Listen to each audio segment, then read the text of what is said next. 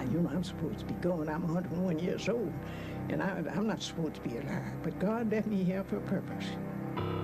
I had an experience. I have never met anyone that had the same. We had a neighborhood barber shop.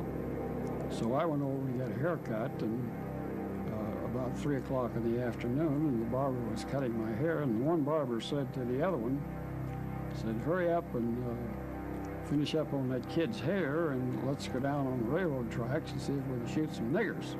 We opened the window so we could hang out and look, and it smelled a terrible smell. Did they burn bodies? We opened the first crate and looked down, and there were the bodies of 3 black men. We shut the lid down real quick and proceeded to go over to the next crate, which is much larger, and opened it, and there was at least 4 bodies in that crate. They were all just piled in there. That night, just about dusk, up on Reservoir Hill, which was just south of the house, there's a great big cross burning. And all these people up there it was a Klan, is what they were, because we could see them from our house. And they was burning this cross, and we could hear people crying and screaming.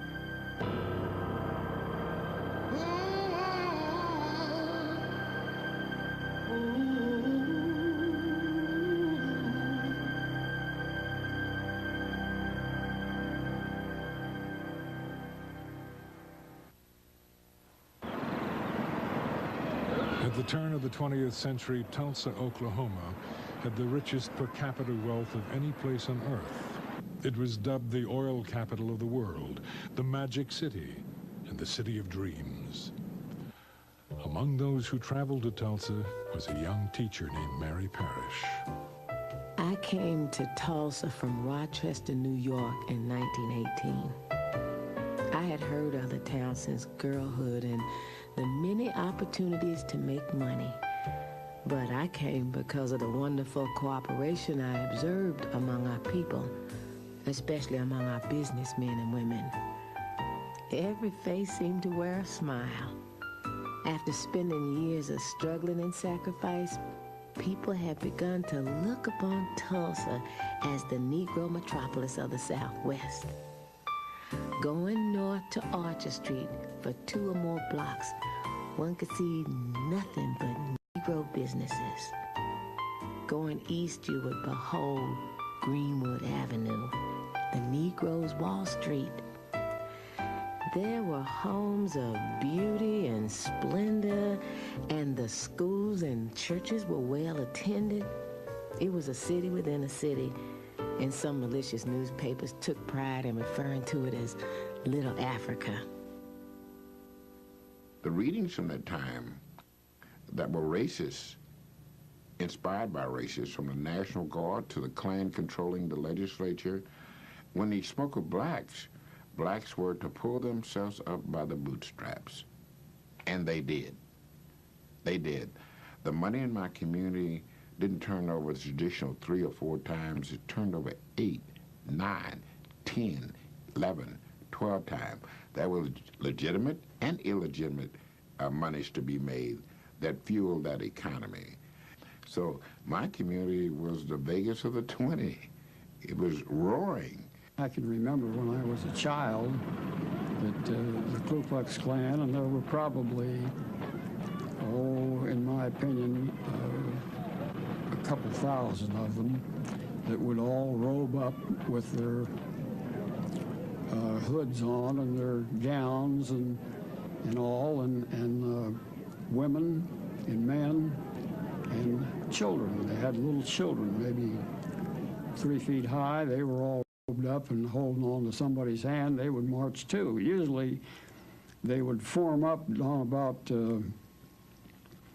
7th Street and Main in there someplace, and then the police would clear all of the cars off of Main Street, and they would march and they would fill the street from curb to curb, and it seemed like thousands of them. There might have been 2,000, I don't know, I don't remember.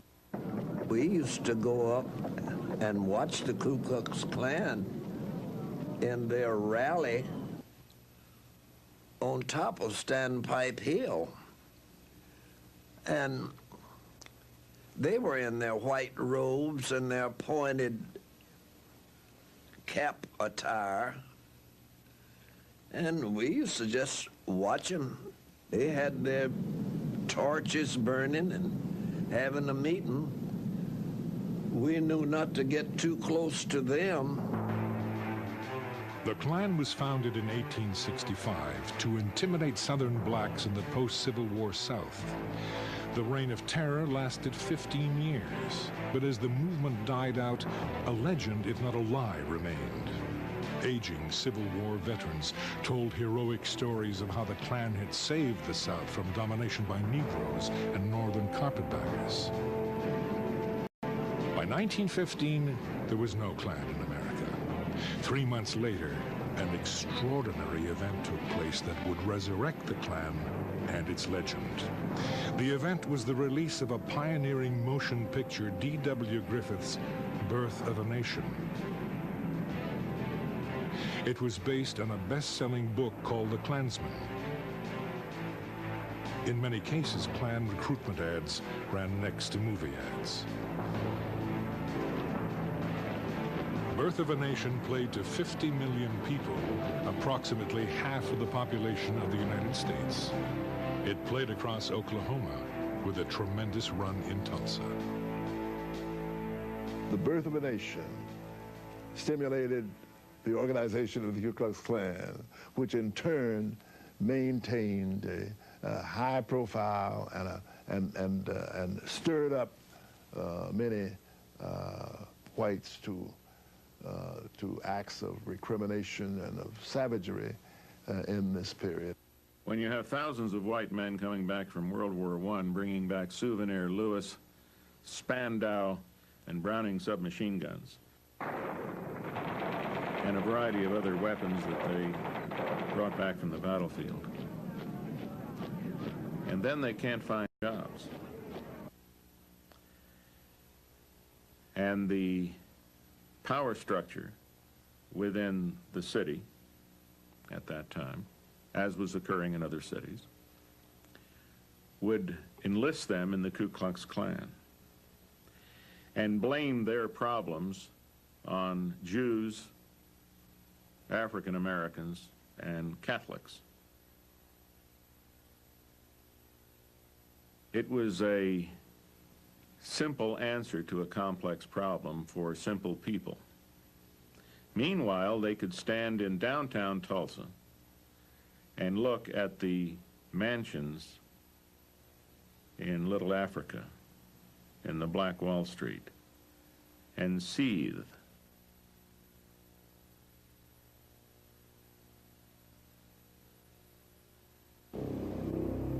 It was a typical Monday morning for a 19-year-old black man named Dick Rowland. He worked as a bootblack in the downtown area. Because there was no restroom facilities, Rowland had permission to use the restroom on the top floor of the Drexel building. In order to reach the top floor, he had to use the elevator. Dick Rowland didn't look down when he went to get on the elevator, and therefore, because of the unevenness of the two floors, he stumbled and started falling, and he reached out to break his fall and touched his operator, and she hollered rape. And so they arrested, the police came and arrested Dick Rowland about 10 o'clock in the morning. And that afternoon, the Tribune came out and told what happened in the Blue Building. And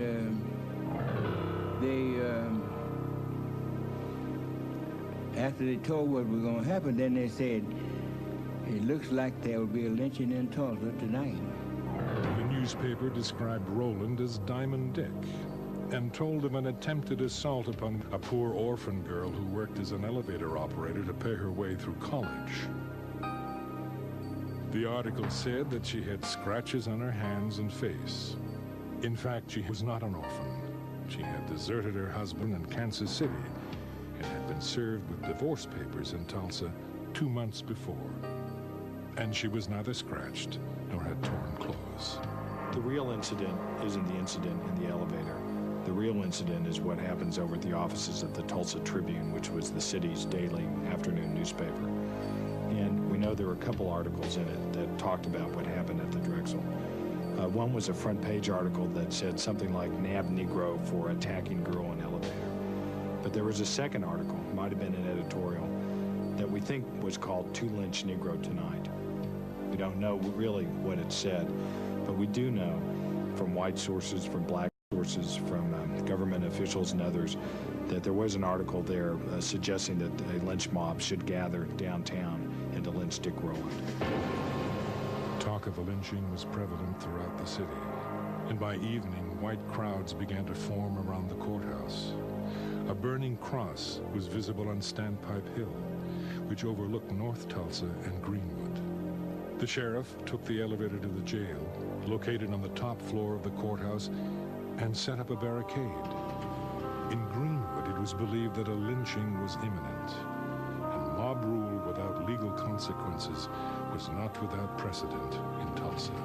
A few months before, a lynch mob had taken accused killer one Ray Belton from the Tulsa jail. A mile-long procession of cars escorted him to a tree on a county road where he was lynched. Local police officers directed traffic. 3 months later, in the town of Holdenville, 70 miles away, a white mob took a black man from the county jail, hanged him from a telephone pole, and riddled his body with bullets. He was accused of attacking a white woman. In Wagner, 30 miles from Tulsa, another lynching took place. A white man down in Wagner, Oklahoma, had him ask a colored girl for sex, and she told him her price. He had sex and he didn't want to pay her. He didn't pay her. She took out a knife and cut his throat and killed him. So they arrested her, they lynched her, and then they drug her body up and down Main Street of Wagner, Oklahoma. And the Negroes in the community had decided there will not be a lynching in Tulsa, Oklahoma. In Oklahoma, it is not considered a crime for a man to kill a Negro. In recent years, there have been many lynchings in Oklahoma. There is yet to be chronicled the instance where any individual has paid a legal penalty or where an officer has been removed from office for failure to protect the life of his prisoners from criminal violence. It is perfectly safe at any time and at any place for any considerable number of men together to take a prisoner from the hands of an officer and inflict the penalty of death. Harlow's Weekly, June 1921. Most of the news that people received came from their newspapers. It's incredible to look at the content of those newspapers and realize that it was a constant barrage of articles appearing concerning lynchings of black people. This was over and over and over again. In fact, 2 black people a week were being lynched in America at this time. The evening being a pleasant one, my little girl had not retired but was watching the people from the window. Occasionally she would call to me, "Mother, look at the cars full of people." I would reply, "Baby, do not disturb me when I read." Finally she said, "Mother, I see men with guns." Then I ran to the window and looked out. There I saw many people gathered in little squads talking excitedly. Going downstairs to the street, I was told of the threatened lynching and that some of our group were going to give added protection to the boy. I am told that this little bunch of black men marched up to the jail where there were already over 500 white men gathered, and that this number will soon swell to over 1,000. Someone fired a stray shot, and to use the expression of General Grant, all hell broke loose.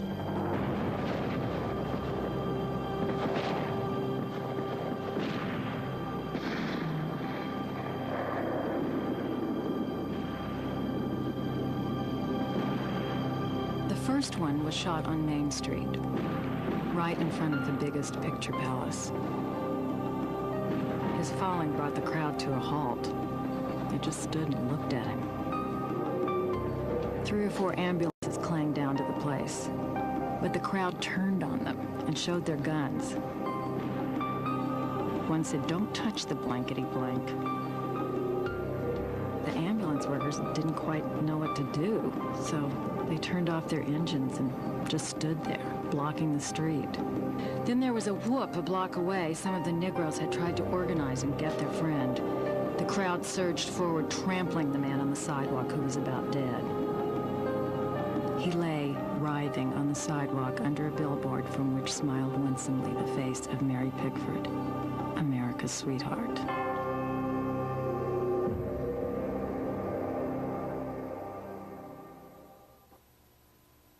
The atmosphere was festive as the police department commissioned 500 special deputies. These could best be described as Klan deputies.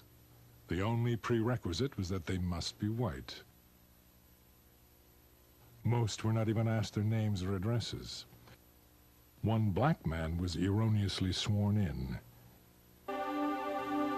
It occurred to me I could get sworn in as one of the special deputies. It was easy. My skin was apparently white, and that was enough. After some 50 or 60 of us had been sworn in, a villainous-looking man remarked casually, even with a note of happiness in his voice, "Now you can go out and shoot any nigger you see, and the law will be behind you." The Ku Klux Klan mob, having largely been made up of veterans, began to militarily organize themselves. And they divided down into squads and ran a skirmish line along Archer.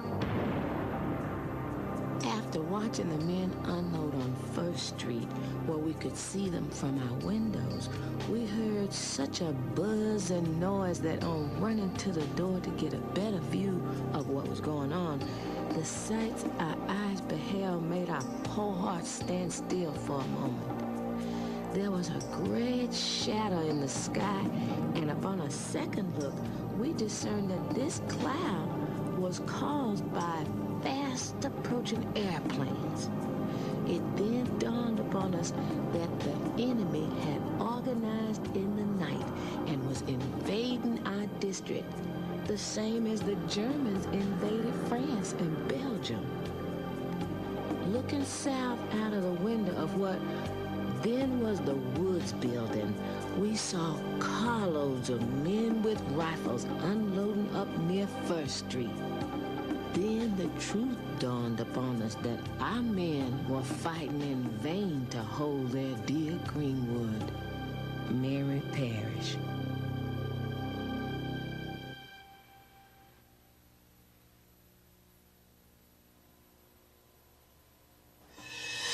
As daylight approached, the whites were given a signal by a whistle, and the outrage took place.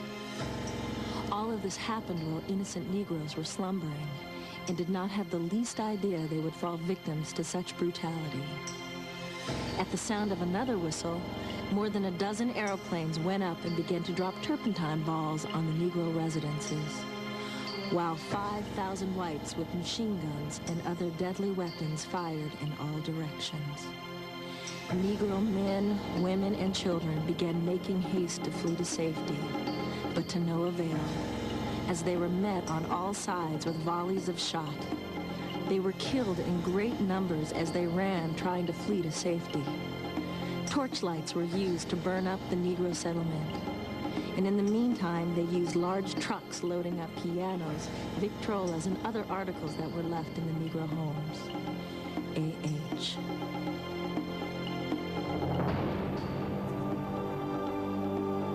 They backed trucks up to the vacated Negro homes and loaded everything movable and of value.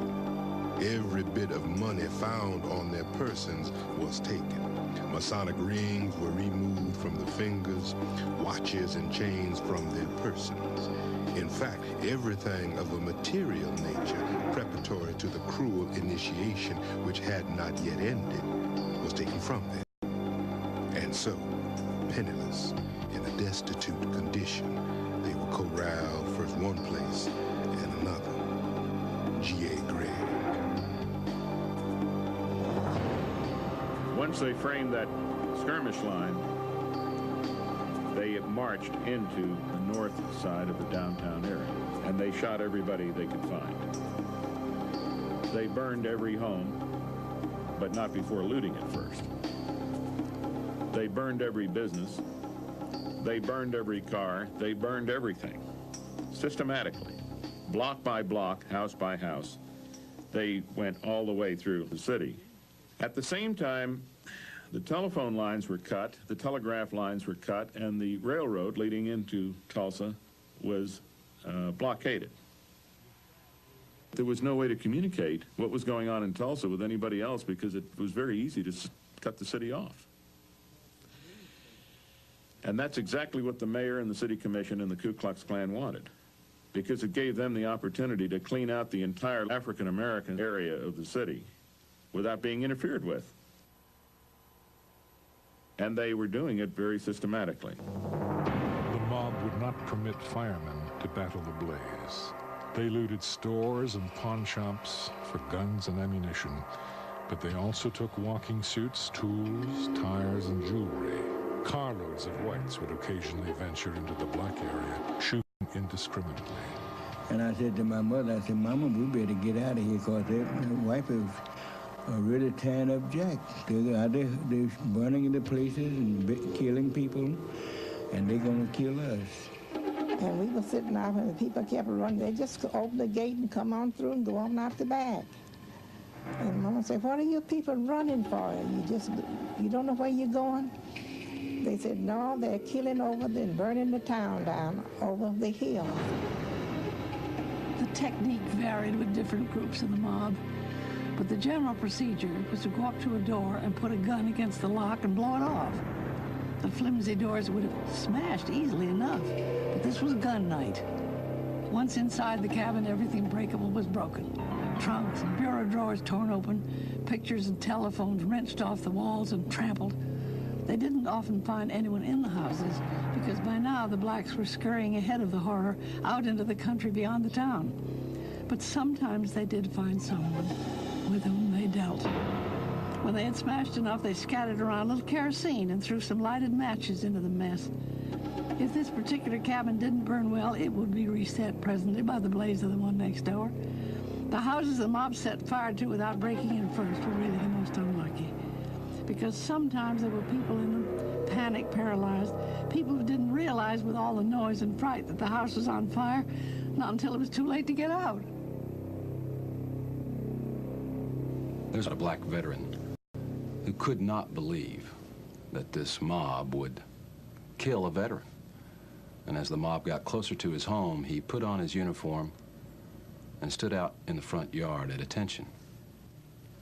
The mob killed him and burned his house. In a frenzy of destruction and violence, black corpses were tied to the bumpers of automobiles and dragged through the Greenwood district, while bullets were fired into their bodies.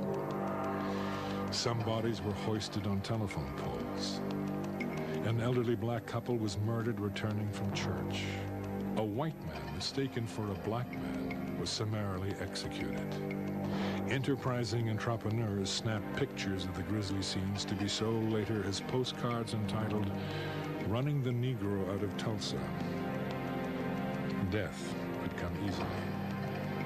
Even a defiant glance at a camera could result in instant execution. America's most renowned black surgeon and past president of the State Medical Association, Dr. A.C. Jackson, was shot by a white teenager as he held his hands above his head. He was not killed instantly. His body was thrown into a truck and he was dumped at the convention center, where after hours of suffering without medical attention, he bled to death. Cars began to drive slowly along our street. Cars driven by the sort of men who wear their caps backward, visors down their necks, probably not to interfere with their rifle gaze. And the niggers in these houses, they would shout. The gaping children were called in hastily from the curbs. Didn't seem a very educational sight, not a very safe one.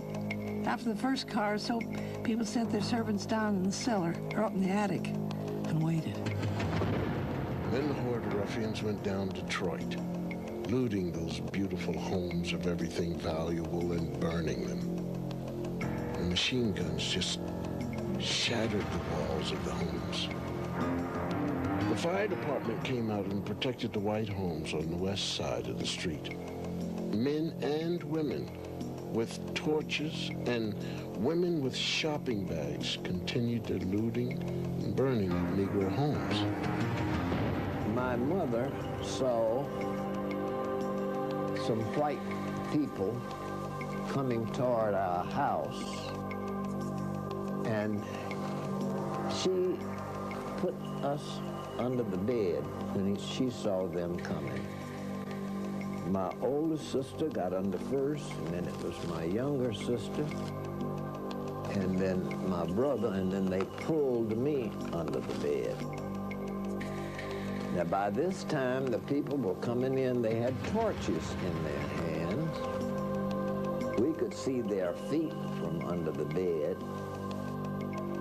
and one stepped on my finger, and as I went to scream, my sister put her hand over my mouth. I don't know today as to what would have happened had they heard us under the bed. But they came in and they set the curtains on fire, set our house on fire, and then went out the door, and my mother got us from under the bed. I will always remember that on this day I live. There was the son of a cook in our street. Around 9 o'clock, the man he worked for came and asked for Hattie. He was in a car with some other men. It seemed that the boy thought he ought to get to his job. Before he knew it, he'd been caught in the fighting around the railroad tracks and crawled under a freight car to hide. Someone went in after him and shot him with a pistol. Now that things were quieting down a little, he was lying in the town hall where the militia were assembling the blacks. But his employer was afraid he wouldn't live many more hours. If Hattie wanted to see the boy, he said, he would take her down and look out for her. But she was afraid to go. He couldn't blame her, really. Some of the house Negroes who had allowed themselves to be put in those wandering cars and escorted to the safety of the town hall had been shot at as they drove through the streets. It wasn't the ride an old woman wanted to undertake, even to see her boy alive.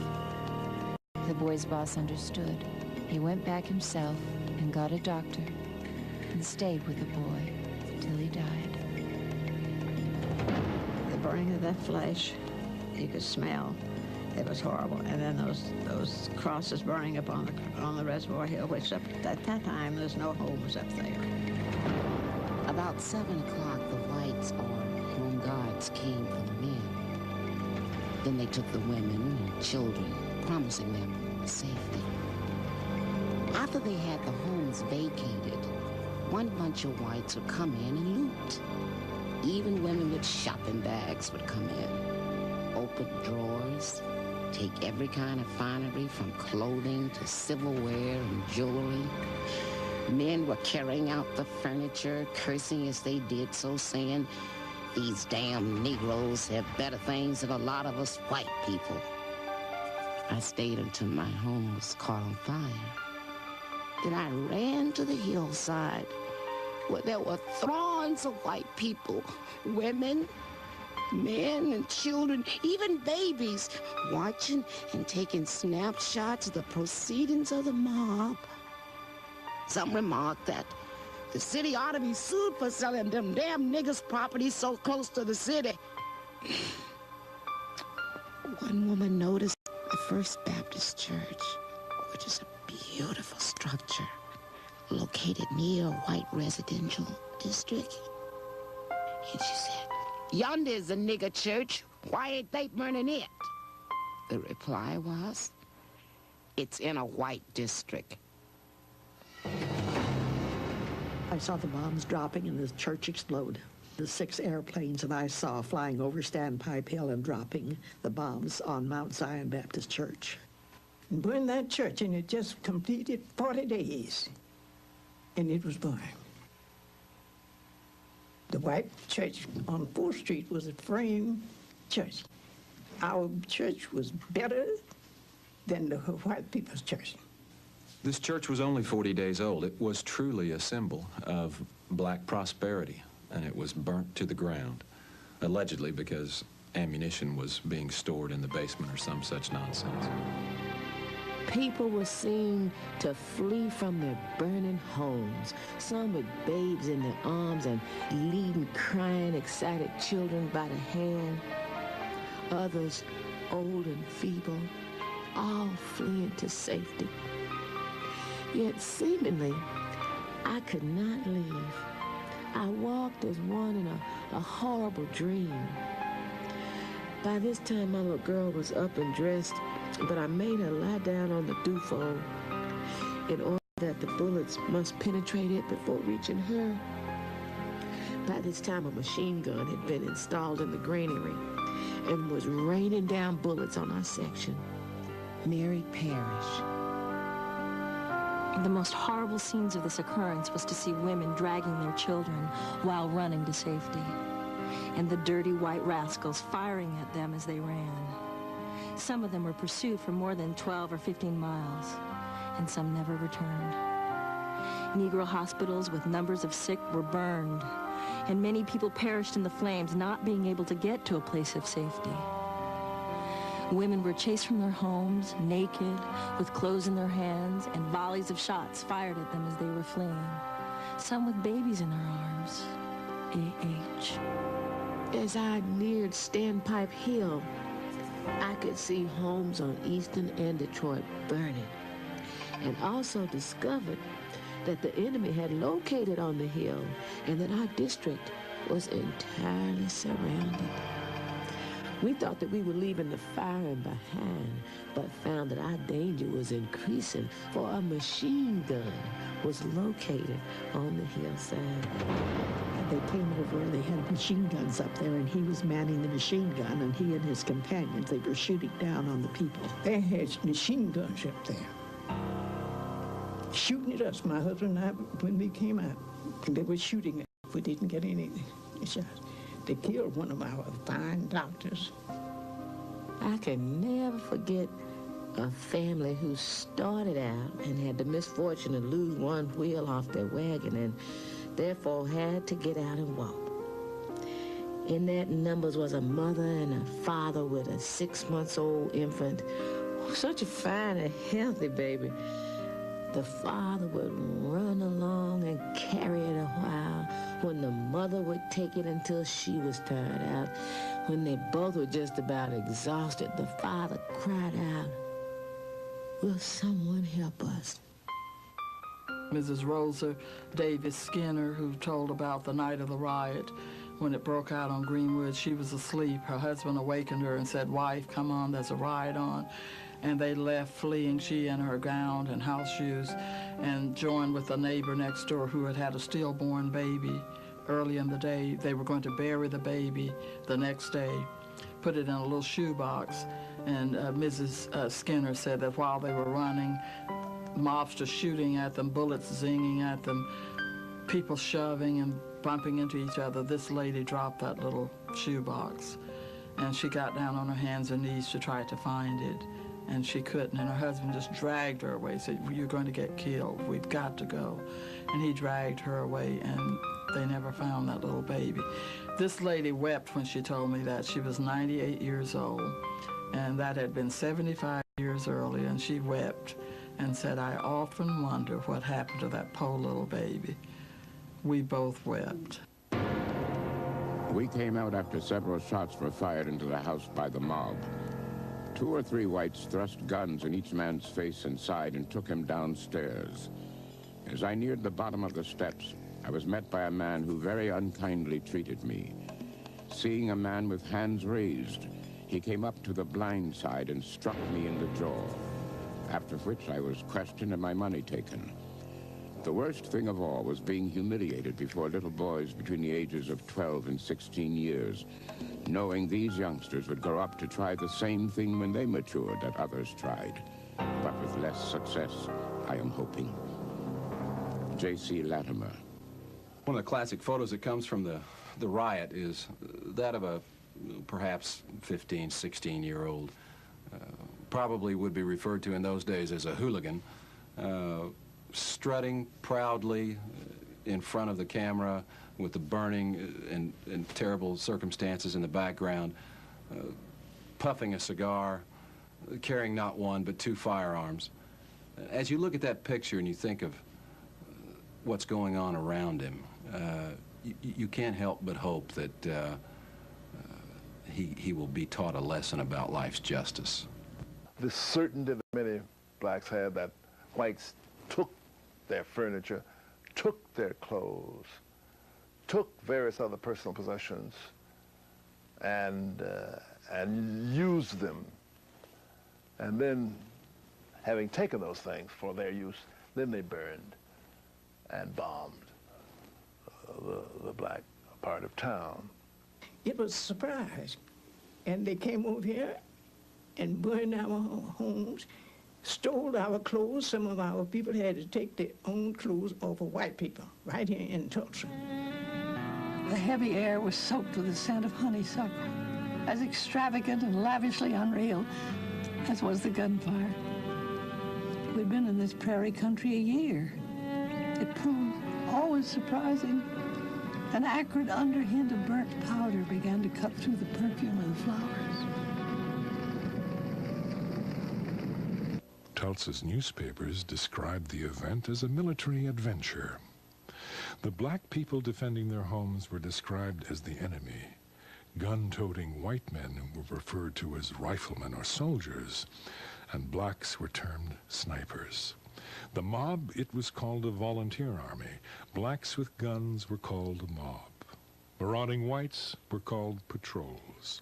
At approximately 9:15 a.m., the National Guard troops from Oklahoma City arrived by train. In all my experience, I've never witnessed such a scene.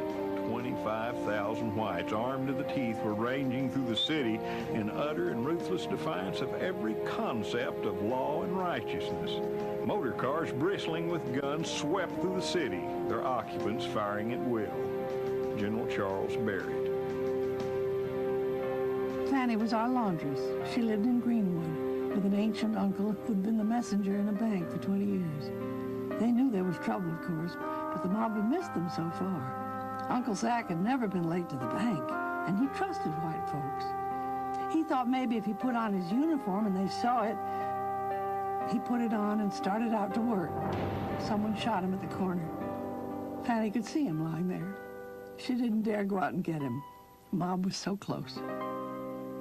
As North Tulsa burned and its citizens murdered and arrested, the Guard set up camp and began to prepare a breakfast. When a local citizen urged the commander to take some action to save property and lives, he was arrested. Martial law was declared at 11:29 a.m. The Ku Klux Klan, realizing that they were now up against an organized military force,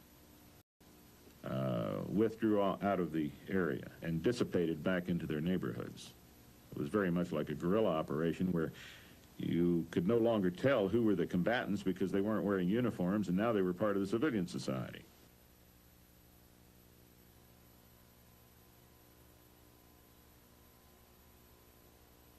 Detention areas were set up at a local park, the convention center, and the baseball park.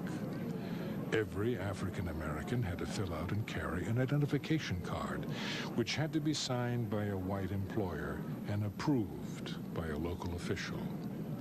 If approved, the prisoner was given a ribbon that he or she had to wear. The ribbon read, "Police Protection." Failure to wear the ribbon resulted in immediate arrest and confinement. A black person could only be released from detention if he or she was vouched for by a white person. About 11 o'clock, they took my invalid mother supposedly to the convention halls for safety.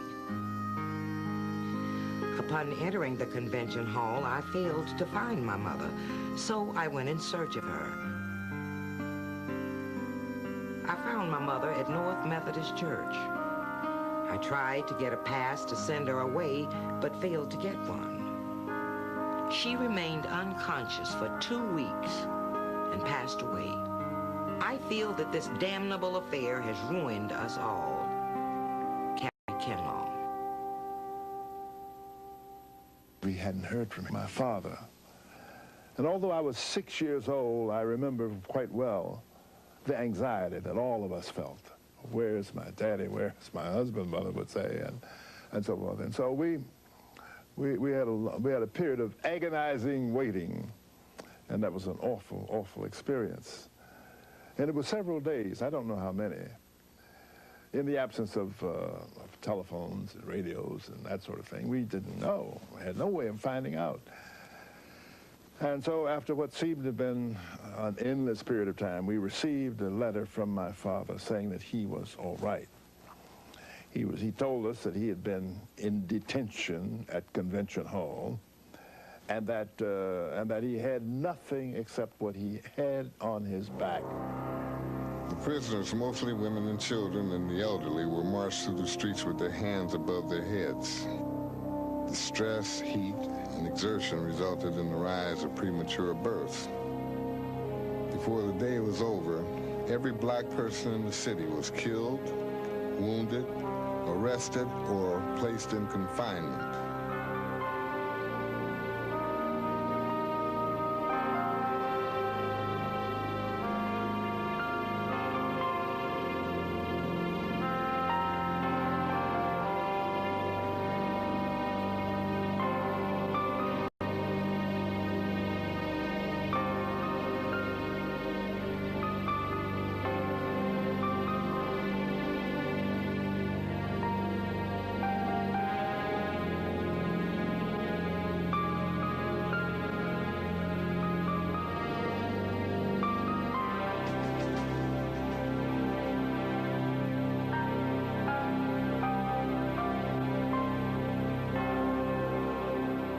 Many of the middle-class whites actually hid many of the African-American domestics who worked for them at great jeopardy to them. If a white family during that riot had been found to have hidden an African-American, at the very least, the white family would have been lashed. Terrified black people fled the city to other communities. After reaching this home, the crowd throng there was too large to supply them out of a pail, so a wash tub was drafted into service and pride cast to the wind. We were so famished and our lips parched, the children crying for a drink, that this was the best tasting water we could remember of having tasted. Mary Parrish. We had an engineer for the Frisco live behind us, and he would give us a day per day how these people were walking down the railroad coming toward Claremore, then coming toward Chelsea, then coming toward Veneta. They were just like the rest of the hobos. They came to our back door. And they had lots of them with baby buggies, no men at all women, lots of old women. On and on we went toward the section line, the crowd growing larger and larger. The question on every lip when a newcomer from town would arrive was, how far had they burned when you left town? After we had gone several miles, we began to see automobile loads of men with guns going east ahead of us. We wondered where they were going, but we were not destined to wander for long, for as we neared the aviation fields, we saw their destination. The planes were out of the sheds, all in readiness for flying, and these men with high-powered rifles were getting into them. As we went further, we saw several men leaving the fields, going to the house, returning with guns, and heading towards Tulsa. After we had traveled many miles into the country and was turning to find our way to Claremore, we looked up the road and saw a race lady coming toward us. My lady friend and I went to meet her. She advised us not to try to pass through a little adjoining town. There was a group of black people that were trying to escape, women, children, and old people like we were trying to escape from this thing. We're going up the railroad tracks that went by that hill up there in Collinsville. Said that a group of black people came by that hill trying to escape, and somebody thought that they were being attacked and invaded, and apparently they began shooting and killed a whole bunch of those poor folks. The airplanes continued to watch over the fleeing people like great birds of prey watching for a victim. Although we were over 13 miles from Tulsa, we could, at about 10 p.m., see the smoke rising from the ruins.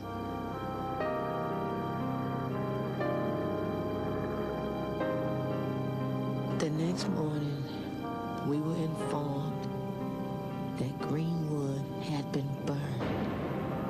It was then that I shed my first tears. A truck arrived for us about 9 o'clock, and we started for Tulsa.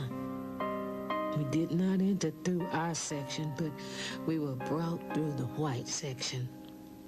Can you imagine the humiliation of coming in like that, with many doors thrown open, watching you pass? Some with pity, and others with smiles. And when a bunch of the colored folks that they were marching down Elgin, I would see them coming, and I'd kept my BB gun under the front porch at that time, and I would run down and grab the BB gun and stick the barrel out through the lattice work and pop the National Guardsmen. And of course, they'd bounce like this and look around, and of course, I was careful enough that I wasn't going to hit anybody in the head or anything like that. These two brothers, the youngest two, they were kind of smart alecky, and they thought, you know, they'd stir up a riot or stink or something. And I can remember standing behind them and crying when my dad just hauled off and backhanded one of them in the back of the head because he was going to take a gun.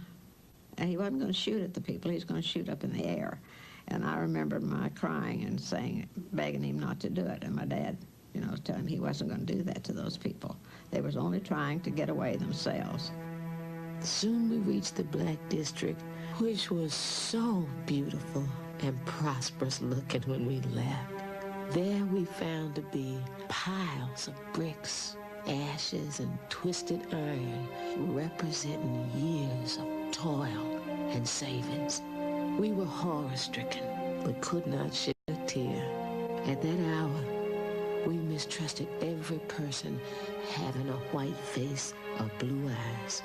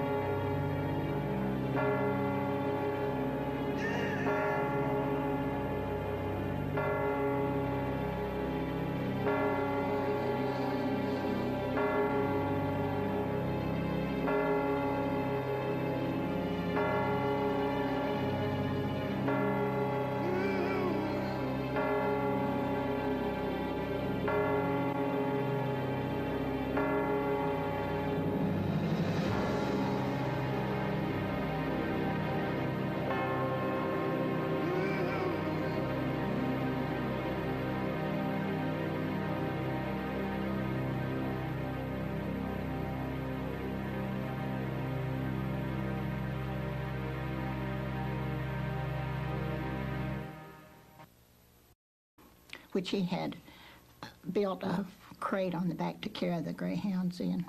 And he took that crate off when he left the greyhounds, wherever it was. He left them at some kennel or other and just had a plain pickup truck. And the police saw his truck and they told him to haul bodies, dead bodies, to wherever they were taking them. I don't know where they took them. And I saw these 2 truckloads of bodies, dead bodies. They were Negroes with their arms and legs sticking out, you know, through the slats. And it frightened me so, but I kept thinking of them in terms of dolls. On the top of the very, very top of the pile of bodies was a little boy just about my age, and his head flipped over like that. And he looked at me, his mouth was open, and he was in brown pants and a blue shirt, and just looked like he'd been frightened to death. And so I screamed that Jesse came in, but by that time the 2 trucks had passed on. After black Tulsans were incarcerated, curiosity seekers, looters, and souvenir hunters casually strolled through the smoldering ruins. Well, I had a friend, a girlfriend, and one day after the riot had subsided, or possibly was still, they were still protecting and giving the colored people sanctuary. Well, she came out and she had a package of spearmint gum, Wrigley spearmint gum. And perhaps there were 40 or 50 packages of gum in the little square box, about so square and maybe 2 inches deep. And she was passing the gum out to all the kids in the neighborhood. And of course we asked, where did you get it? And she said, oh, Daddy got it over in Niggertown, which was a clear indication that white people looted the colored people over in the Greenwood area. When they doubted about it, of course, we didn't think anything about it. We just took the gum and chewed it. Martial law was less than benevolent. Field Order Number 3 prohibited the holding of funerals at churches. But in reality, this prohibition pertained to black funerals only. White funerals went on as usual. Overnight, these people had nothing. And they had to start over again. A person who had office and clients or patients or customers had nothing. And the people that were his clients and their clients and patients and customers had nothing. And so it was extremely difficult for them to get on their feet. It was pathetic when you think about it. Out of all of our 7 years, that's when I said, my husband and I lost more than anybody in North Tulsa because we lost 7 years of our earning in one night. And we had altogether 10 different business places for rent. Today I'm paying rent.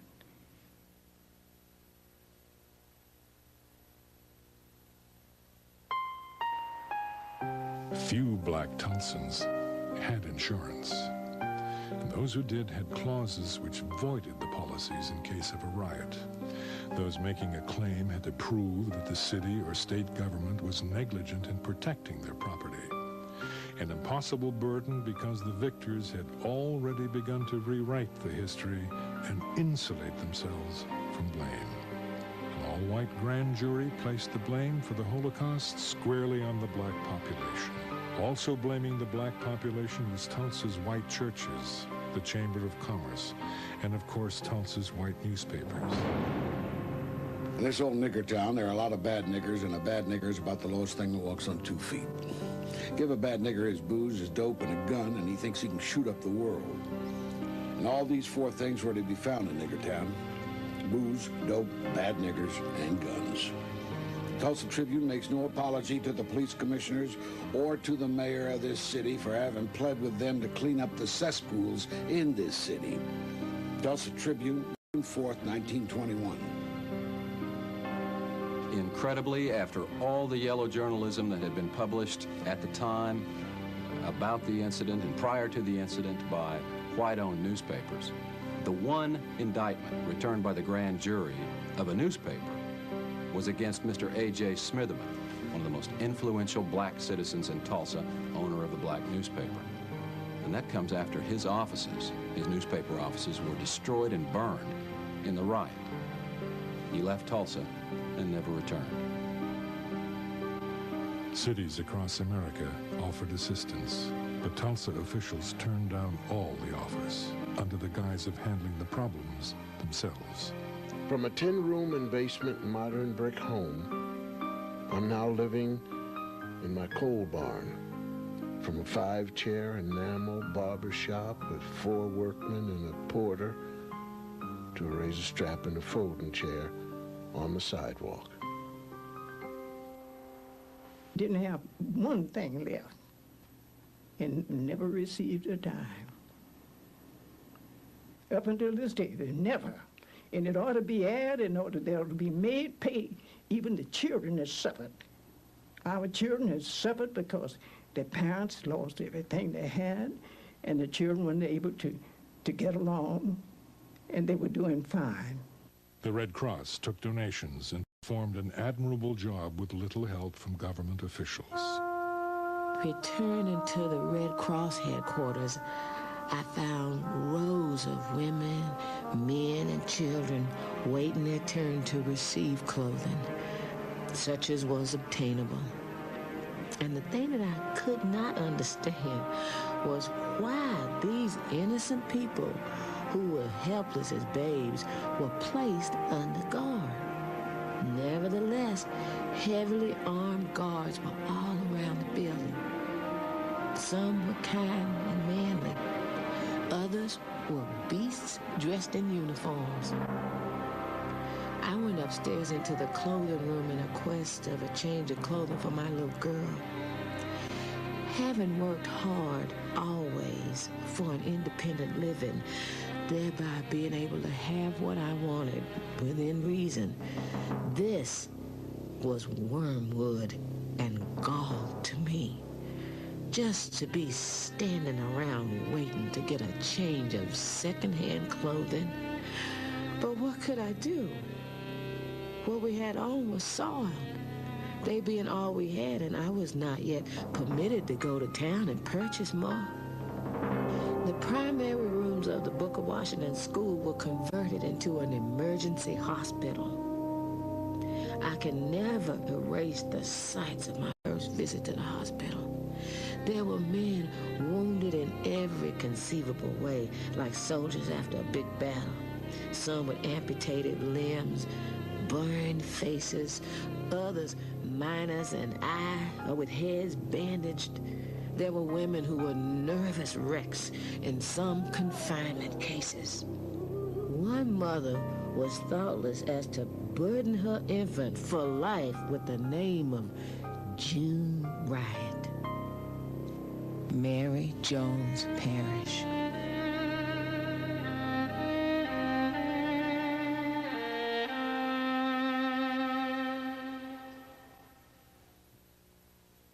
$1,400 claims were made by black citizens for their losses during this riot. Not one, not a single claim was ever paid any of these black citizens for their losses. But there was a claim paid to a white store owner for his loss of guns and ammunition that was used by white rioters. Now you have to ask yourself, what's wrong with this picture? Many humorous instances might be cited of claims presented by innocent bystanders for the payment of doctor bills. Now, all such claims were originally investigated, and many were turned down for the reasons that it could not be shown that the wounded parties were innocent bystanders or persons in the employ of the city or the county for guard purposes. Quite early in the fall, a claim for a $55,000 doctor bill was presented by a young white man for a gunshot wound treatment. The claim was of the innocent bystander kind. After lengthy explanation on the part of the claimant as to how the injury was incurred, but after his admission that he was not employed by the city or county, the Red Cross record keeper confronted him with a full-size photograph of the same young man in the middle of the riot district with a shotgun over his shoulder and a high-powered rifle in his hand. Although he did not deny the identity, he has not been seen at the Red Cross office since. After this experience, no further claims have been made by innocent bystanders. Mr. Maurice Willows, Director of Red Cross Relief. A tent city was constructed to house refugees. Embarrassed city officials, white newspapers, the clergy, and the Chamber of Commerce perpetuated the myth that white Tulsa had an outpouring of aid into the devastated black community. In fact, just the opposite was true. With homes looted, homes and stores burned to ashes, with sick, aged, and enfeebled carried out or left to perish in the flames, mothers giving birth to children in the open, herded, guarded, and corralled like prisoners of war. And before the smoke of 1,000 homes had blown away, the trembling and homeless learned that the city fathers had passed an ordinance making it forever impossible for them, in their destitute condition, to go back and rebuild on their home place. G.A. Gregg. The city council or commissioners passed an ordinance that there could be no construction in the city of Tulsa that was not fireproof. Now, with people absolutely without any resources,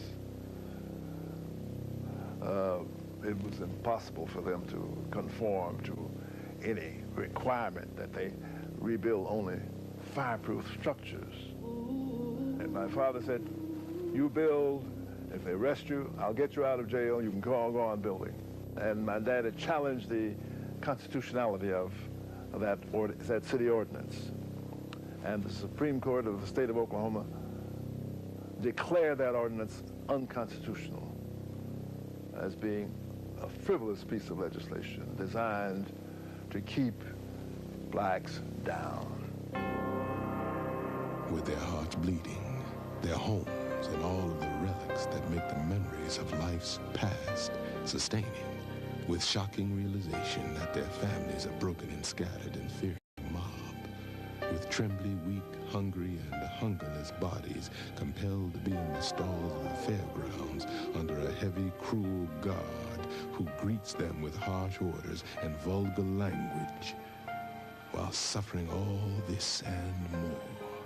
The mayor, commissioners, the real estate exchange, the welfare board are like those who crucified Christ, casted lots for the Negro's hard-earned land.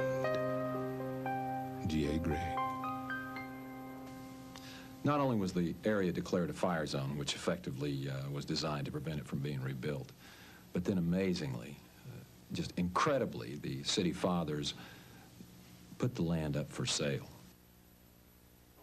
Through the Reconstruction Committee appointed by the mayor and city commissioners June 14th, Tulsa extends a welcoming hand to wholesale houses and industrial plants, which are to be located on the trackage property in Little Africa, swept by fire, and which is now within the city fire limits, restricted to the erection of fire-resisting buildings. The committee also expressed a sentiment in favor of using a part of the burned area for a Union Station whenever such a project is ready for consideration by the railroads entering Tulsa. Tulsa World, June 15th, 1921.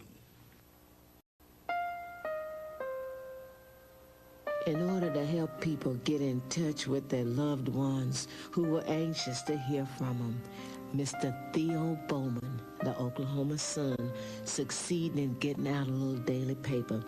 Each day, he would publish these lists. Each day, people sat under the tent and watched for these lists as well as the lists of dead in the big dailies. The dead were so quickly disposed of on that night and day until it was impossible to ever get an exact record of the dead and wounded. A cousin and I decided to go visit somebody, and we passed down by the cemetery there at 11th and Lewis, the old Oak Lawn Cemetery. And as we went down 11th Street, why, we saw a bunch of men working, digging a pit, evidently, and we noticed a bunch of wooden crates lying around. So we were very curious about it, so we went in to have a look. And we walked up to the first crate, and we were unnoticed by the men. And we opened the first crate, looked in, and there were the bodies of 3 black men. We shut the lid down real quick and proceeded to go over to the next crate, which is much larger. and opened it, and there was at least 4 bodies in that crate. They were all just piled in there. And about that time, the men noticed us and ran us out. The Red Cross estimated that 300 people were killed. The official death toll was placed at 36. Terrified witnesses told of bodies being disposed of at city incinerators, the Arkansas River, and local strip mining pits. When one witness was asked about the difference between the Red Cross totals and the city's official count, the reply was, there is no statute of limitations on murder. I had a friend of mine named Bill Wilbanks, who at that time was a captain in the Tulsa Police Department. And he called me and he said, would you come down to the police academy? I'd like to show you something. And I said, sure. And I dropped down to the police academy, and he was cleaning out some files. And underneath the bottom drawer were several pieces of paper that were clipped together with a rusty paper clip. With the rusted paper clip rusted to the paper, the papers had not been separated in years. What you had was a description of casualties that were what we later referred to as KIAs. And there were 300 plus on these 6 pieces of paper. There is absolutely no question in my mind that of all of the horrible race riots we've had in this country, Watts, 1968, Detroit, 1942, none of them have even approached the casualty levels of Tulsa of 1921. There was definitely a cover-up or a suppression of the material. For example, the article, the inflammatory article, "To Lynch Negro Tonight," has vanished, disappeared. It's not in the Oklahoma Historical Society, it's not in the newspaper archives. In the microfilming of the Tulsa Tribune records, it's been excised and can't be found. Now, some people would, and have, said down through the years, why research this, why bring it up? It can do no good. And in fact, there has been some threats of real danger and possible harm to those who would explore the situation and would look at it again. I'm not so sure that in many minds, black and white, that the cover-up was helpful in gaining some equilibrium. Whites need to be comforted that they had done no wrong. Blacks need to be comforted that no new wrong could happen to them. So, but those two things companioned themselves created this conspiracy of silence. 1,200 homes were destroyed. Another 320 were looted. Over 4,000 people were left homeless, and over 1,000 spent the harsh winter in tents. No one was ever imprisoned for his or her actions. Charges against Dick Rowland were dismissed. No one knows what happened to him or the elevator operator.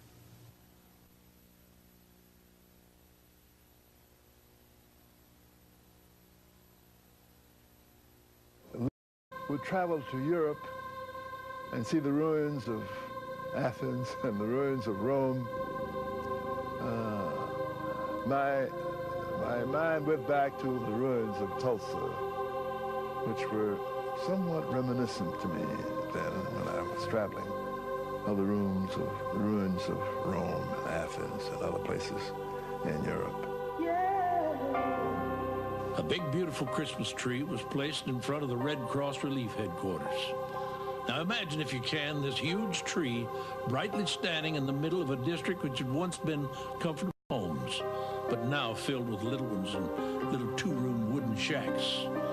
Everywhere, large piles of brick and stone, twisted metal and debris, reminding one of the horrible fact of last June. For the first time in their lives, the Negro children of the devastated district, these hundreds of little folks, were without their former comfortable homes. The resources of their parents had been reduced to a point where Christmas couldn't mean much to them. After dusk on Christmas Eve, a chorus of 2,200 voices sang their Christmas carols and the typical Negro melodies.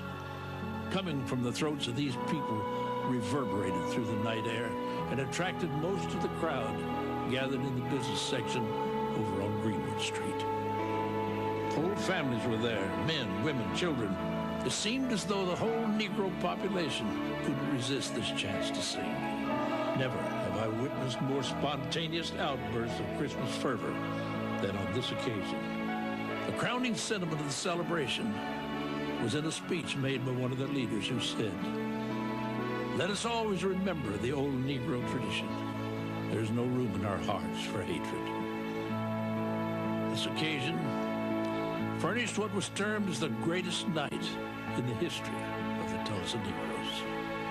Mr. Maurice Willows, Director of Red Cross Relief, Christmas, 1921. Tulsa need not feel that, it's irredeemable. That was just a mindset at that time. What we hope to learn from this ride study is the danger of having a mindset that would exclude someone based on race, religion, gender, or something. So we hope that we learn some lessons from this. Some of our group feel their superiority over those less fortunate. But when a supreme test like the Tulsa disaster comes, it serves to remind us that we are all one race. That human fiends, like those who had full sway on June 1st, have no respect of person. Every Negro was accorded the same treatment, regardless of his education or other advantages. A Negro was a Negro on that day and was forced to march for blocks with his hands up that day.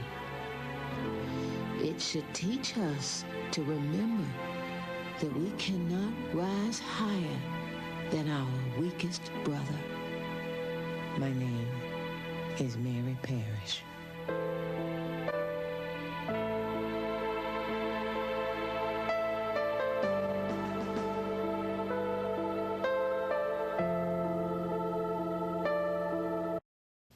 In 1921, one of the most devastating massacres in U.S. history took place in Tulsa, Oklahoma. The 1921 Tulsa race riots. The black community of North Tulsa, called Black Wall Street, or as whites called it, Little Africa, was completely burned to the ground in a mere 12-hour period. Over 1,300 businesses and homes were destroyed and completely ruined. 10,000 people were left homeless in the night, and to this day, no one knows how many people actually died. Accounts range from 500 to 1,500 men, women, and children, both black and white. This senseless massacre of human life was very carefully covered up by high city officials. When Black Wall Street was destroyed, a major black economic movement that would have affected all black communities in America was crushed and completely halted. Black Wall Street was the most prosperous and most thriving black community in America during these times. It defined the word nepotism to its ultimate form. These highly organized blacks worked together in the same manner the Jews, Japanese, and Iranians worked together in this day and time. Black Wall Street was so prosperous that white oil men would come across to the black community to borrow large sums of cash in order to keep their businesses afloat. This very powerful black movement would have had an effect on blacks all across America, socially and economically, but 3,000 card-carrying Klansmen would not allow that to happen.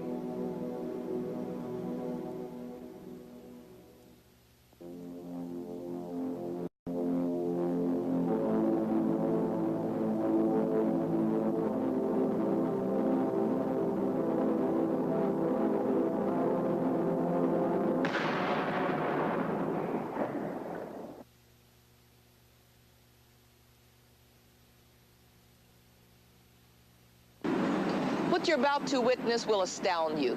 It will most likely affect you very deeply, no matter what race, creed, or color you are. And just maybe, this film will make us all take a second look at our fellow man and not hate him or her because of the color of their skin.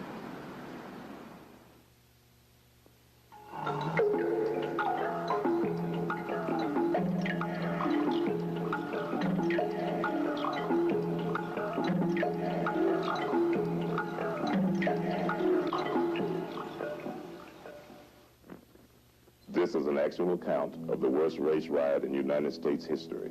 It's not a pretty story, and it's not being told for its shock value or to reopen old wounds. This material is presented because it happened 70 years ago to another generation whose story is pertinent to this contemporary generation. The true facts were completely covered up and kept from the American public. The date was June the 2nd, 1921. The place, Tulsa, Oklahoma. After the bombing, the Tulsa World headline read, "Dead, estimated at 100. City quiet."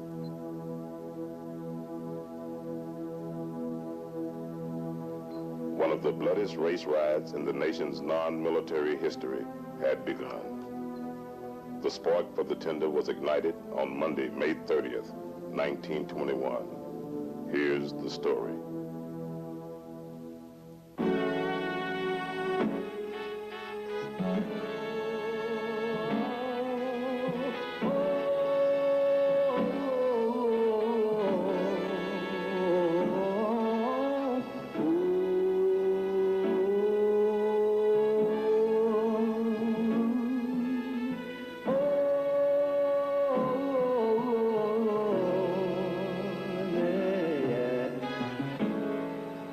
I know a place that was sure to go.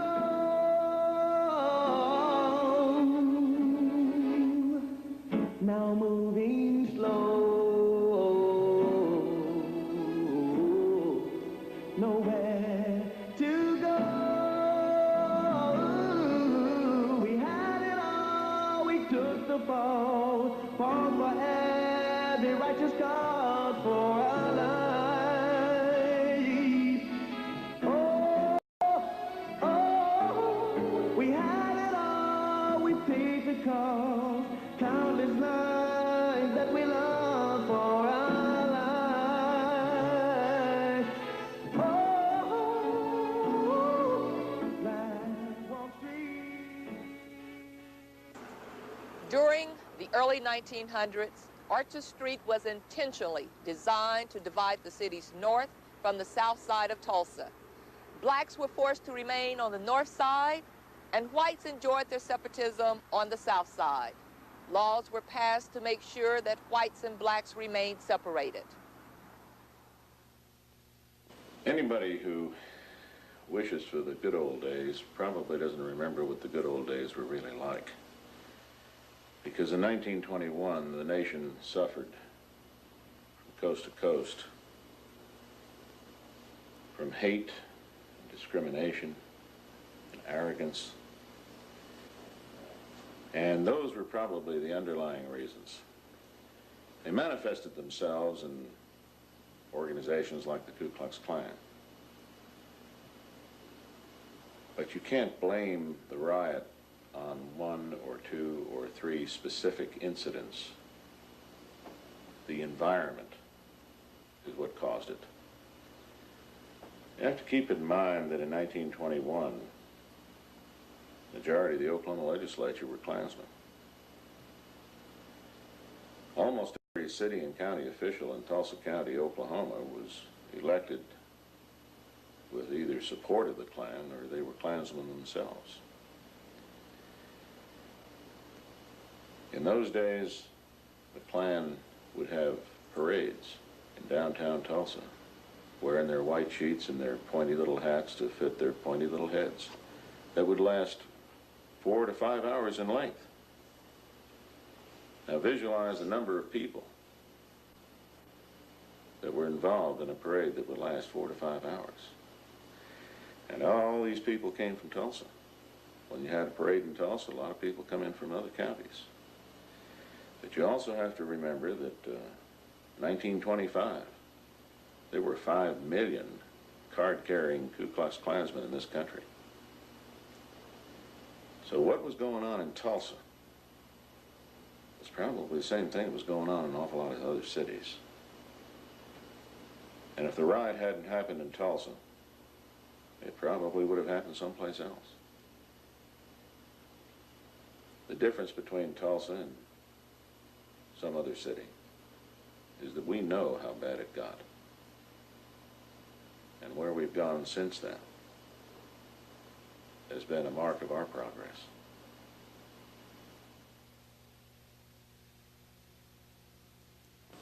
As I sit here, I wonder, with blacks fighting for equal rights and integration in other parts of the United States at that time, was it really a good idea for blacks living in Greenwood to integrate? But what happened by 1921 was not so much what happened on the black side, but what happened on the white side of the city.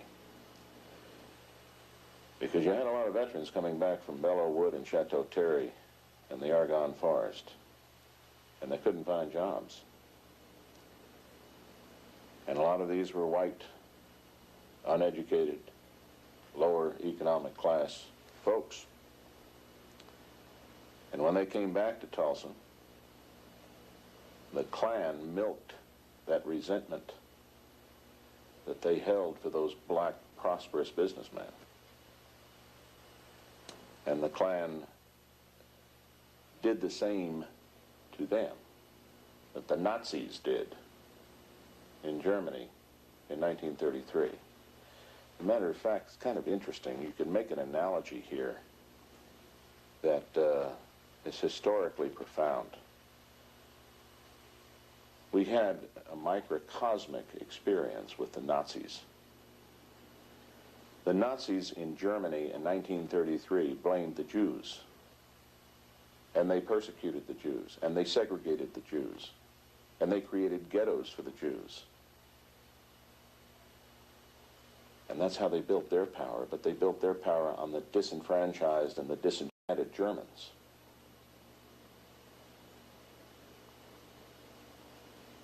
Well, the Nazis took over an entire country. The Ku Klux Klan, in this case, largely took over an entire city. And for that matter, to some degree, the entire state and maybe the region of the country in which they were strong. But they played on the hate and the fear and the envy and the jealousy of many of these whites who had felt that the country owed them something because they had fought in World War I. And here you have blacks who possibly didn't fight in World War I and were very prosperous. And you had the seeds for that kind of conflict economically. Now, socially, you had a different situation.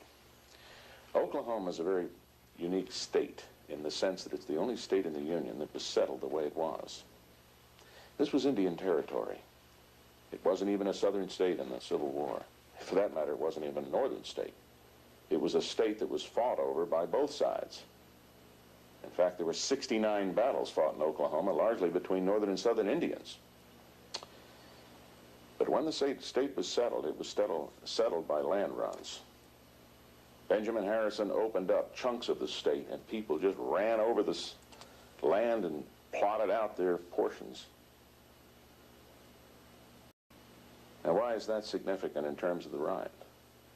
It's significant because an awful lot of those folks that made those land runs were Southerners whose farms and lands and plantations had been burned by Sherman and the Union Army when they went through the South. They had no homes left, so they came west. And when they made those land runs, they brought in Southern culture with them. As a result, what you have here in Oklahoma is a microcosm of the United States. The northern half of the state is more metropolitan, in fact, politically, more Republican. The northern half of the state was settled by farmers from Kansas, which was largely Union territory. The southern half of the state was largely settled by folks from the south, Louisiana, Arkansas, Texas. And the state pretty much splits that way in terms of politics and economics and social development. But when you add that extra economic jealousy and envy to it, the Ku Klux Klan had a breeding ground. And that's the reason they were able to hold parades that lasted 4 to 5 hours at a shot. There were an awful lot of people that were more than willing to hate blacks because they represented something they wished they had. Little Africa was possibly the most prosperous area that blacks had ever collectively developed any place in the world. Oklahoma was regarded as one of the cleanest states in the nation and cherished its reputation as being called God's country, or the Bible Belt of America. Nothing could be further from the truth. Well, as I forestated, my husband predicted this that Sunday night at church. Them days we had BTUs. They about cut them out now, and we don't have no BTU. But he made a public statement and told them that this was going to happen. But we didn't know. We hadn't seen no sign. But after church and after we went home, several men, young men and stuff, you know, they get all shook up and everything. We had a good, dear policeman at that time, we called him Barney Cleaver, Uncle Barney. He was down there trying to corral them because the trouble was arising, and we didn't even know that, with this black man and this white woman. And they down there showing out down to police station and all, and he was riding this big old horse, and he was telling them, you know, it wasn't going to be none of that. But they had guns and everything, and some of them come clear out as far as Latimer Street. That's where we lived. And running by there, men, get your guns. Get your guns. Blood's running on Greenwood like water. My husband said, that's just a lie. That's what he said, excuse the word. But he told me, he said, don't get disturbed about that. Said, they running along with them guns and shooting and going on. And said, in the morning when they need them, they're not going to have no ammunition, and the white folks not going to let them have it. They won't give them nothing. So that's the way it started off with us. Well, naturally, women always get excited. And but we didn't have any children then, and my husband, he was consolation for me. He's the one who saw the vision. I didn't see it, but he knew he had seen something coming. So he told me, said, Rosa, this is it. Send them, said, those men that's clowning. So they won't have a bullet to shoot in the morning, and white people won't let them have none. So we went on to bed. And he said, you go to bed, I'm going down here and see what they're doing. He ran down on Greenwood. Come back, said, they ain't doing nothing, just clowning. He talked about them down there with their guns in their hand. And policemen was trying to corral them. So he said, well, we'll go to bed. He said, but no telling what's going to happen. So we did. And he woke me up about daylight that morning. He said, we got to get up and go. The white people had put a machine gun on that big hill right up there and pointed down on all of us down in here. And they was shooting like this, the barrel of gun that way. One man that walked and sold vegetables every day, I can't think of his name now, he was shot up there just a block from our house. What you see here is the very famous Mount Zion Baptist Church, a congregation that survived the 1921 riots and managed to rebuild on the exact same location where it was bombed and completely destroyed exactly 70 years ago. In 1921, a man's word was his bond. You measured the masculinity of a man by how much he kept his word. The congregation of the Mount Zion Baptist Church sticks in my mind because the year before the riot, the black congregation took out a 20-year mortgage and built this brand new church. And the Klan burned it to the ground. But instead of running out on their mortgage, instead of telling the bank, you're just going to have to take your losses, that congregation took out another 20-year mortgage and paid off both mortgages simultaneously. That's character. There were other heroes, too. Many of the whites in the southern part of the city had black employees. And those employees had become almost extensions of their family. In fact, a lot of Tulsans were raised by black domestic employees. And when the riot erupted, many of those families hid those blacks in their basement at great jeopardy to themselves, because if the Klan had ever found out that a white had hidden a black in their basement, the white family would have been persecuted, if not horsewhipped. Probably the two most singular heroes out of the riot was the Tulsa County Sheriff and the Tulsa County Black Deputy Sheriff. Willard McCullough was the Tulsa County Sheriff at that time, and he was the only sheriff in the whole state that had black deputies. His chief black deputy was Barney Cleaver. And you got to keep in mind, when that riot erupted around Tulsa County Courthouse, there weren't more than maybe a dozen deputies in that building. And Willard McCullough stood on the south steps of the Tulsa County Courthouse and told a mob of several thousand Ku Klux Klansmen who were heavily armed that he was not going to release Dick Rowland. Barney Cleaver stood on the north steps of the county courthouse and told the black crowd that they weren't going to release Dick Rowland. Well, you put yourself in the position of a white county sheriff in a southern state in 1921, facing several thousand Ku Klux Klansmen, and you don't have more than maybe a dozen deputies to back you up. And Barney Cleaver's on the north side of the courthouse telling a black crowd the same thing.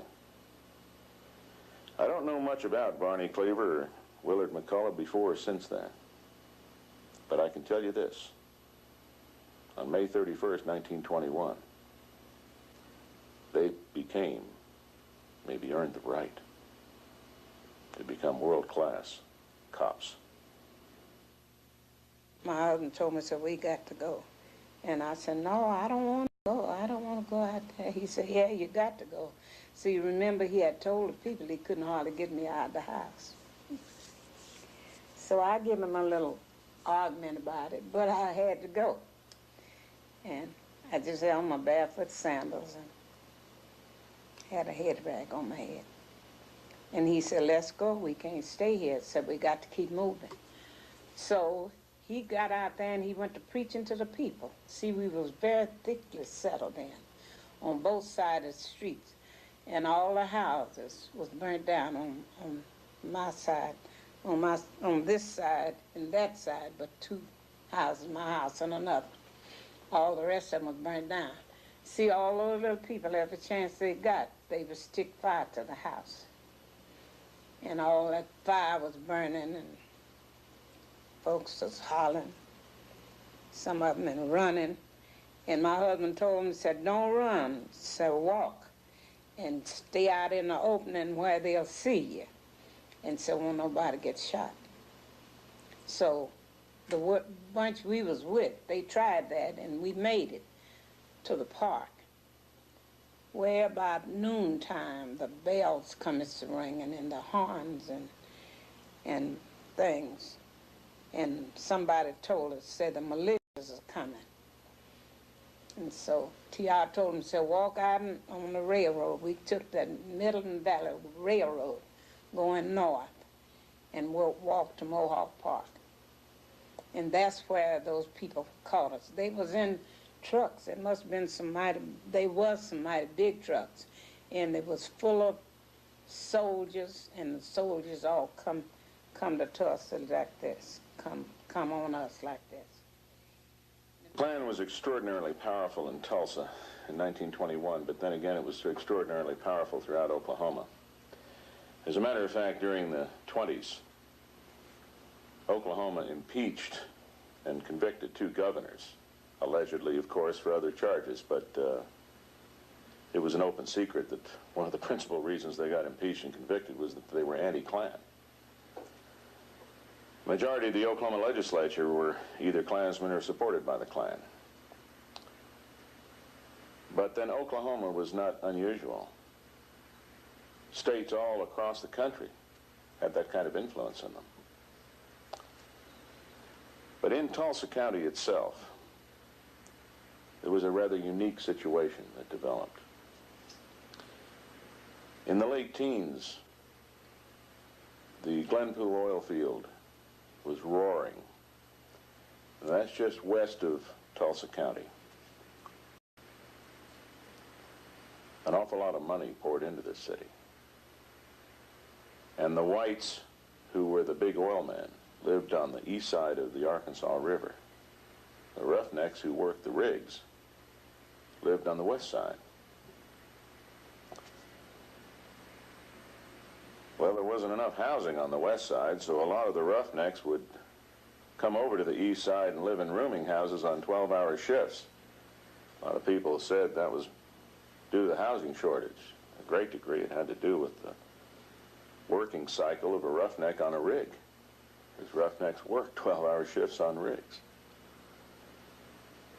The point here is that a lot of the money that poured into Tulsa, that helped build Tulsa into the beautiful city it became, was also poured into the Ku Klux Klan. And the Klan became extraordinarily well financed. With that sound financing that they received from those oil men who were sympathetic to the Klan and who were, in fact, effectively manipulating the lower white economic classes to their own benefit, the Klan in Tulsa had a lot of money to do a lot of things that other Klan claverns didn't have that kind of support to do. For example, they had a building, a headquarters, here in Tulsa. It was called Beano Hall. Now, what did Beano stand for? It stood for Beano Jew, Beano nigger, Beano Catholic. I think it's ironic that Beano Hall eventually evolved into a pig barn before it was finally torn down. The Ku Klux Klan was real big on providing character guidance, attitude adjustment, and behavior modification on anybody they disagreed with. Not only including blacks, but whites who they regarded as violating their standards. It wasn't uncommon for a white person, for example, who might have been going out on his wife, to be hauled out of his house one night and tied to a tree and flogged by men dressed in sheets. Many blacks, however, were lynched. They were lynched by such organizations as not only the Ku Klux Klan, but the Knights of the White Camellia. There were all kinds of super secret little organizations that were self-appointed vigilantes. As a matter of fact, the Justice Department itself created the American Protective League during World War I and made it function under the FBI, which at that time was not the FBI we know today. It was a politicized FBI. But the American Protective League was largely an organization of volunteer civilian white men designed to ferret out any individuals of Germanic descent in Tulsa County and watch them to see if they conducted any espionage or pro-Kaiser activities during World War I. The American Protective League was formally disbanded after World War I, but that will give you an idea of the kind of mentality that existed then. But to address your question, yes, there were lynchings. And to give you an example, several weeks before the Tulsa riot, in Wagner, which is a small town east of Tulsa, a black man had been arrested on a minor charge and incarcerated in the Wagner County Jail. And that night, the sheriff, or the guard or deputy, whoever was responsible for the jail, conveniently went out to get a sandwich, just as a crowd of people dressed in white robes entered the jail, took the man out, noose around his neck,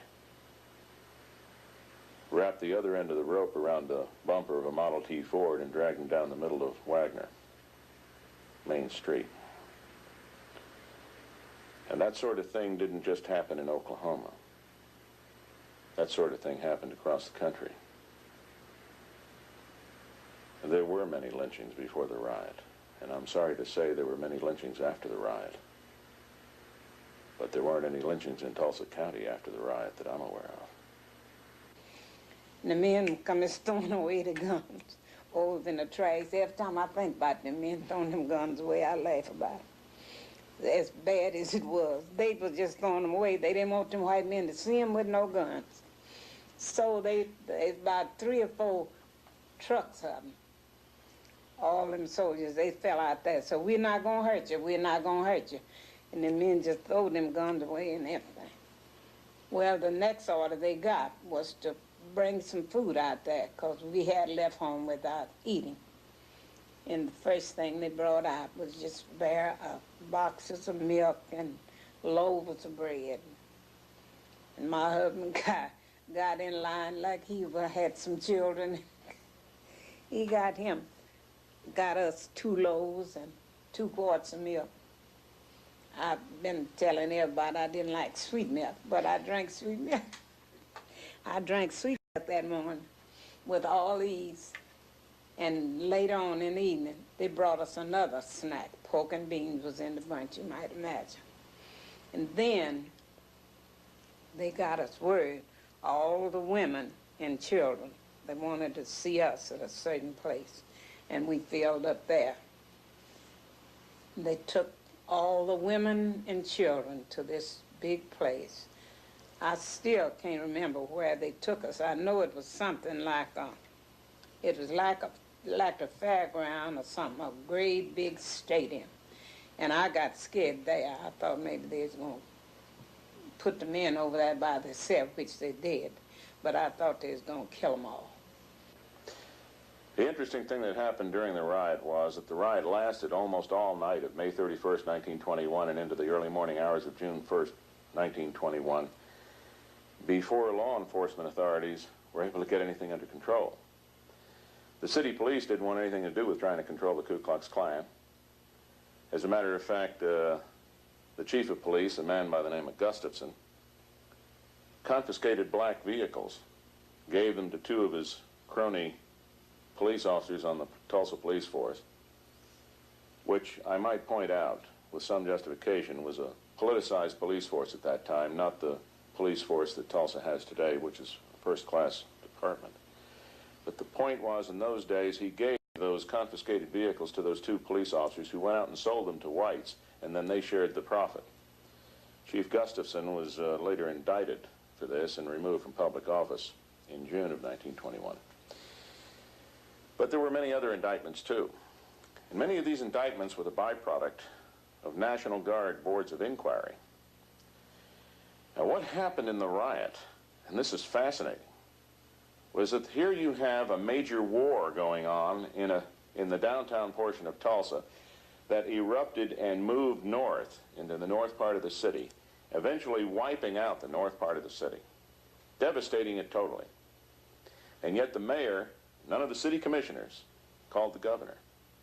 Now at that time, we only had one 40-man ambulance company in the Oklahoma National Guard stationed in Tulsa. The governor at that time didn't know there was a riot in Tulsa until the next morning, because no city or county official notified him, with the exception of the county sheriff. The county sheriff sent one of his black deputies through the north part of the city toward Sand Springs. He got to Sand Springs to a telegraph. And keeping in mind the telephone lines were down, the telegraph lines were down, the railroad tracks were torn up, there were Ku Klux Klansmen standing on roadblocks trying to catch blacks who were trying to escape the city, and there were refugees as far away as Kansas City and Wichita and Muskogee, Oklahoma. That deputy got to that telegraph and telegraphed the governor on behalf of the county sheriff that there was a riot in Tulsa and law and order had broken down. J.B.A. Robertson, who was governor at the time, sent the adjutant general, who is the top military officer in the National Guard in Oklahoma, to Tulsa. The adjutant general arrived and immediately sized up the situation as being exactly what the governor had been told by that deputy. And the adjutant general mobilized the Oklahoma National Guard, and they sent in guard units from as far away as Enid and Lawton, Oklahoma City and Muskogee and places like that. And a lot of people attribute the troops that arrived were federal troops. They weren't federal troops. Federal troops were never deployed here. This was the Oklahoma National Guard that came in. Many of the survivors who I interviewed when they were still alive told me, frankly, the black survivors, they told me, frankly, they wouldn't have been alive that day if it hadn't been for Oklahoma National Guardsmen. Because the Guardsmen came in and the very first thing they did was declare martial law and threatened to shoot anybody who was found armed. They set up internment compounds to protect black refugees, because black refugees were scattered all over the city. Their homes were burned. They had no place to go. And so they set up internment compounds around the city in various parks and places like this. But the next morning, the different white people was out there calling for their Negroes. They maids and butlers and things. Because my husband he stood in good with his man. He worked at a rooming house. I'd said a rooming house that they called it then a sporting house, but that's where he worked. And the man he worked for it was the Ardmore Rooms on First Street where he worked. Well, that man, the owner of it, he come out there calling for T.R. Davis. And when he found T.R., then him and T.R. come over there where I was and got me, and we went on home. So, but I didn't tell you, one of my husband's best friends was killed that day while we was in that rush. See, he told him not to run and don't get in close places, because they were just shooting that bunch. This fellow was named Willie Lockett. He and my husband were great friends, and T.R. said to him, "So where are you going, Willie?" He said, "I don't know, man, so I'm just going."